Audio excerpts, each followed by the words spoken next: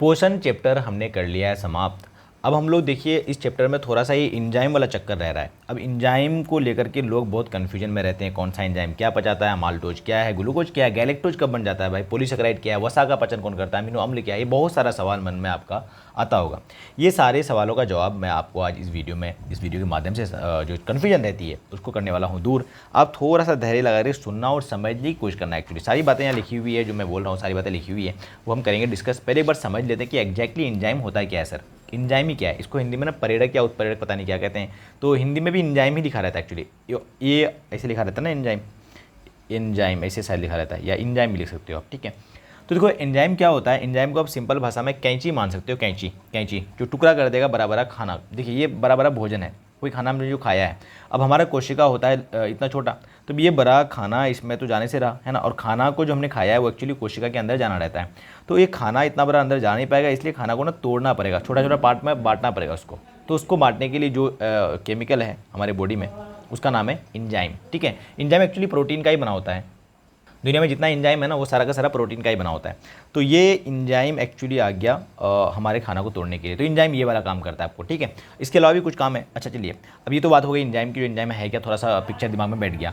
अब एंजाइम का नाम कैसे देते हैं, देखिए एंजाइम जैसे मान जाओ जो खाना जिसको पचाता है ना उसी के नाम में ना एज लगा देते हैं। जैसे देखिए खाना मान जाओ आम है, तो आम को पचाया, ये आम बड़ा मोलिक्यूल, आम को छोटा छोटा कर दिया। ये एग्जाम्पल लिया मैंने, बस ऐसा मत समझना कि आम ही का ऐसा कुछ एंजाइम भी होगा।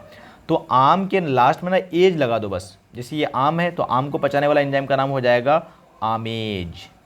क्या हो जाएगा, आमेज। तो देखो लास्ट में आम लिख करके एज लगा दिया। यानी जनरली हमेशा ऐसा नहीं होता है, जनरली ऐसा होता है कि एंजाइम के लास्ट में आप एज लगा दोगे ना तो एंजाइम का नाम बन जाता है, ठीक है। तो ये हो गया नाम का तरीका। और अब हम लोग देखते हैं जो पचाने वाला है हम लोग क्या क्या पढ़ना है। एक्चुअली हम लोगों को ना 4 चीज़ पढ़ना है। एक तो कार्बोहाइड्रेट पच करके क्या बनता है और कौन बनाता है, यानी एंजाइम कौन सा लगेगा उसमें।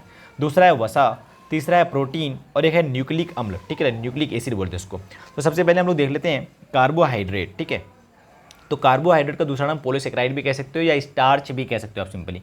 तो कार्बोहाइड्रेट जो है इसको पचाने के लिए एंजाइम जो है वो है एमाइलेज। देख पा रहे हो आप, लास्ट में एज है पर कार्बोहाइड्रेट जैसा है नहीं, यहाँ नाम है ना, तो कार्बोहाइड्रेटेज टाइप का नाम नहीं होता है, एमाइलेज आएगा। और एमाइलेज कहाँ मिलता है, हमारे थूक में, सलाइवा में, और पेनक्रिया जो अग्नाशय है वहाँ से भी निकलता है। तो एमाइलेज दोनों जगह मिलता है, सलाइवा में मिलता है और पेनक्रियाज में भी मिलता है, यानी अग्नाशय में भी मिलता है, ठीक है। तो मैंने सारे नाम एक्चुअली इंग्लिश में लिख रखे हैं, आपको हिंदी में लिखना है तो वही डॉकार सैकेराइड ऐसे कर सकते हो ना, तो सेम ही रहता है नाम। तो कार्बोहाइड्रेट पच जाएगा डाइसैकेराइड में। अब ये डाइसैकेराइड क्या है, देखो यहाँ मैंने समझाने की कोशिश करी है, पहले मैं आपको यहाँ दिखाता हूँ। कार्बोहाइड्रेट है, कार्बोहाइड्रेट बड़ा सा मोलिक्यूल था, ये डाइसैकेराइड, देखो दो मिला हुआ बिंदु, तो ये डाइसैकेराइड, डाई मतलब दो, ठीक है। जैसे इसका डाइसैकेराइड का नाम होता है माल्टोज, सुक्रोज, लैक्टोज, ये सब डाइसैकेराइड का नाम सब है। और इस सबको नाम को सिंगल सिंगल में तोड़ना है और भी छोटा छोटा करना है। तो इसका नाम होगा जैसे ग्लूकोज हो गया, गैलेक्टोज हो गया, फ्रक्टोज हो गया, ठीक है। तो ये सबके लिए एंजाइम चाहिए होगा, तो एंजाइम का नाम देख लो जरा। एंजाइम का नाम क्या है, एमाइलेज, ठीक है। तो कार्बोहाइड्रेट बदल जाएगा डाइसैकेराइड में, स्टार्च वगैरह बदल जाएगा डाइसैकेराइड में, तोड़ने के लिए आएगा एमाइलेज। एमाइलेज कहाँ मिलेगा भाई, सलाइवा में मिलेगा और पेनक्रियाज में मिलेगा। अब सुनो जरा, डाइसैकेराइड का एग्जाम्पल हमको कौन कौन सा ध्यान रखना है, ये 3 ही ध्यान रखना है 10 क्लास तक, तो ठीक है। 11 क्लास में भी सारा काम आ जाएगा आपको।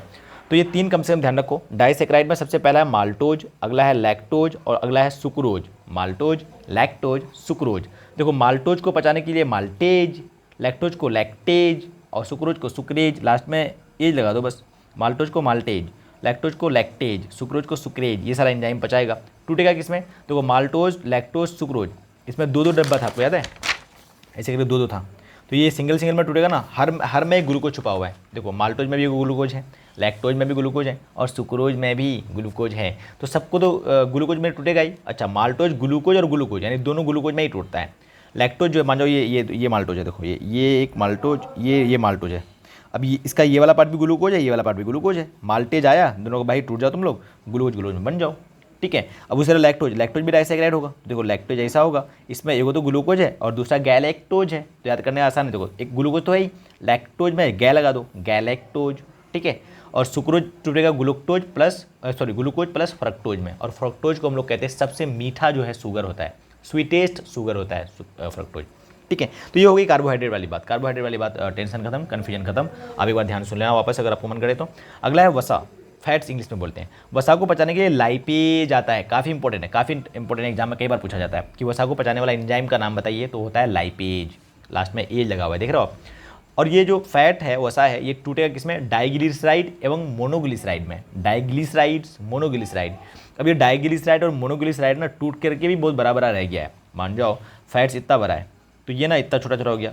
हम लोग बोले कि भाई इतना छोटा से भी काम नहीं बनेगा, और छोटा बनाओ उसको, और छोटा बनाओ, तो बोला कि और करना है क्या, तो लाइपोज दीजिए और लाइपोज दीजिए, तो और लाइपोज दे दिए, तो लाइपेज देने के बाद ये हो गया इतना छोटा छोटा, ये छोटा छोटा, इस सब का नाम क्या है, इस सब का नाम है वसा अम्ल और ग्लिसरोल। ठीक है, तो फैट्स एक्चुअली टूटता है किसमें, फैटी एसिड एवं ग्लिसरोल में, बीच में बड़ा बड़ा ये सब भी रहता है। ठीक है, तो अब डायरेक्ट यहाँ से भी यहाँ से कर सकते हो कि फैट टूटता है लाइपेज के प्रेजेंस में, लाइपेज की उपस्थिति में, किसमें भाई, वसा अम्ल एवं ग्लिसरोल में। हो गया खत्म। प्रोटीन काफ़ी सिंपल है, प्रोटीन टूटता है डाइपेप्टाइड्स में, और डाइपेप्टाइड्स बराबर है, इसको तोड़ते हैं हम लोग अमीनो एसिड में। देखो ये प्रोटीन बड़ा सा, ठीक है, डाइपेप्टाइड्स मतलब देखो ये ऐसे ऐसे रह गया, हम बोले अरे भाई ऐसे कैसे रह गए, सिंगल सिंगल हो जाओ ना, बहुत छोटा छोटा हो जाएगा, तो ठीक है फिर कुछ सिंगल सिंगल हो लेते हैं, तो सिंगल सिंगल हो गया, इस सब का नाम होता है अमीनो एसिड। ठीक है, और देखो प्रोटीन को पचाने के लिए दो एंजाइम कम से कम आप याद रखोगे, पेप्सिन और ट्रिप्सिन, एगो कीमोट्रिप्सिन भी होता है, आप ये दोनों ध्यान रखो, रेनिन भी होता है, बहुत सारा एंजाइम है। ठीक है, तो प्रोटीन को पचाने के लिए पेप्सिन ट्रिप्सिन डाइपेप्टाइड में टूटेगा, डाइपेप्टाइड वापस डाइपेप्टाइडेज, डाइपेप्टाइड को तोड़ने के लिए डाइपेप्टाइडेज, और टूटेगा किसमें, अमीनो एसिड में, अमीनो अम्ल में। ठीक है, और जो भी एंजाइम प्रोटीन पचाता है ऐसे एंजाइम को प्रोटियोलिटिक एंजाइम कहते हैं। इंपॉर्टेंट नहीं है, याद रखो, मत रखना आप तो, बस ये लास्ट है, देख लो जरा ध्यान से।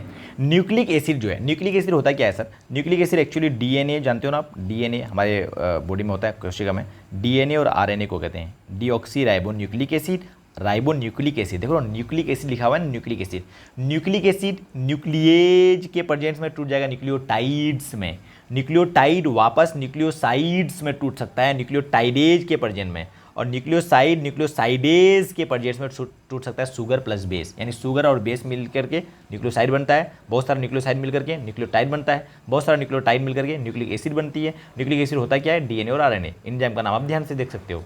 ठीक है, एंजाइम का नाम जो जिसको तोड़ रहा है उसी में बस एज लगा दो, आए समझ। तो एंजाइम वाला पोर्शन क्लियर हुआ, एक बार वापस सुन लेना, अगर आपको जरूरत पड़े तो एक बार याद कर लेना, मेहनत लगेगी पहली बार याद करने में, एक बार आप याद कर लोगे तो थ्रू आउट द लाइफ याद रहेगा आपको। ठीक है, तो पोर्शन हम लोग का हो गया है खत्म। इसमें जितने भी मोस्ट इंपॉर्टेंट क्वेश्चंस बन सकते हैं वो सारे इंपॉर्टेंट क्वेश्चन हम लोग कम से कम 20 क्वेश्चन डिस्कस करेंगे, और उन 20 क्वेश्चन में से ही आपको एग्जाम में क्वेश्चन मिलने वाले हैं। ठीक है, और बाकी इसके अलावा हम लोग ऑब्जेक्टिव डिस्कस करने वाले हैं। ये चैप्टर हो गया समाप्त, हम लोग स्टार्ट करने वाले हैं सॉल्यूशन, जल्दी जल्दी पढ़ेंगे है ना।